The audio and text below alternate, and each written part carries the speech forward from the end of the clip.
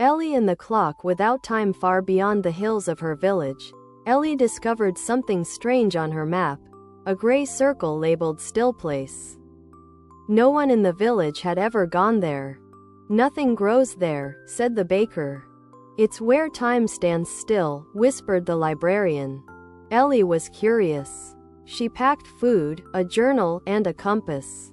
But as she neared Still Place, the compass stopped moving. The wind stopped blowing. Even the birds fell silent. In the center of the field stood a tall stone tower. At its top, a giant clock face with no hands. No ticking. No bell. Just silence. Ellie stepped into the tower.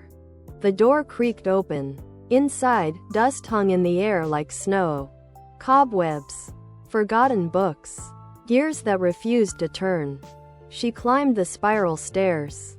Each step echoed longer than the last, as if time stretched with every breath. At the top, she stood before the empty clock face. And whispered, "Why did you stop?" A gentle voice filled the air. "I didn't stop. I was left behind." Ellie looked around. Who said that? The walls hummed. Time moves when hearts do. But the world grew still. People rushed so fast, they forgot to feel. So I waited.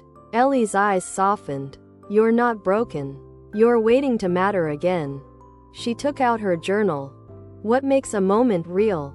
She wrote. Maybe it's not the ticking. Maybe it's the talking. The dreaming. The breathing.